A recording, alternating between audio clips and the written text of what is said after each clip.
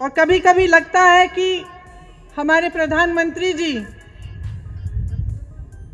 जैसे पुरानी कहानियों में अहंकारी राजा होते थे, जो जैसे जैसे उनकी सत्ता बढ़ती चली जा रही थी वो अपने महल में बंद हो जा रहे थे। लोग उनके सामने सच्चाई कहने से डरने लगे, उनके सामने गिड़गिड़ाने लगे, उनका अहंकार बढ़ने लगा। ऐसा लगता है कि हमारे प्रधानमंत्री जी भी एक तरह से उन्हीं अहंकारी राजाओं की तरह बन गए हैं। आपको मालूम होगा कि भाजपा सरकार ने पिछले साल डीजल पे जो टैक्स लगाई उससे 3.5 लाख करोड़ रुपए कमाए। मैं पूछना चाहती हूं, कहां गए वो रुपए? 2014 से अब तक मोदी सरकार ने पेट्रोल डीजल पर टैक्स बढ़ाकर, आपको मालूम नहीं होगा, 21,50,000 रुपए कमाए।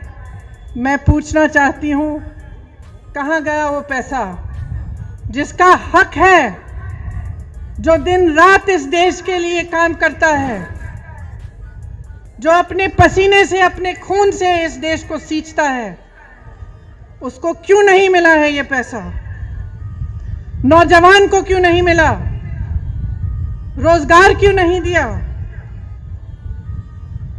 और जब वही किसान प्रताड़ित होकर अपनी समस्या लेकर आपके पास आया तो आपने उसकी बात क्यों नहीं सुनी? दिल्ली का बॉर्डर नरेंद्र मोदी जी के घर से कितना दूर है?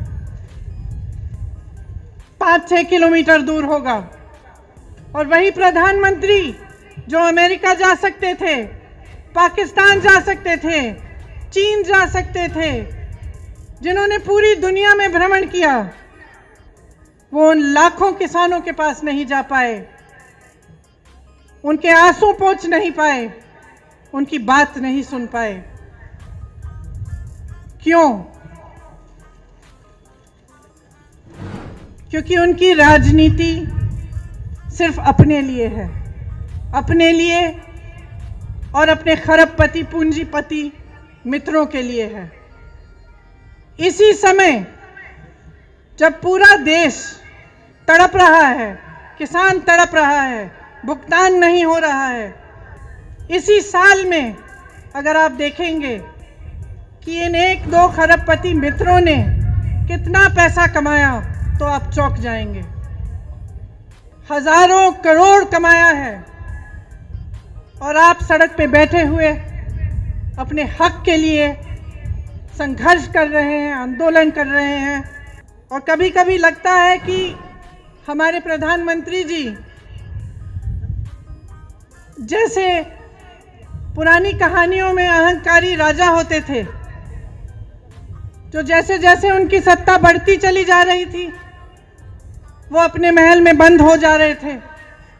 लोग उनके सामने सच्चाई कहने से डरने लगे, उनके सामने गिड़गिड़ाने लगे, उनका अहंकार बढ़ने लगा। ऐसा लगता है कि हमारे प्रधानमंत्री जी भी एक तरह से उन्हीं अहंकारी राजाओं की तरह बन गए हैं।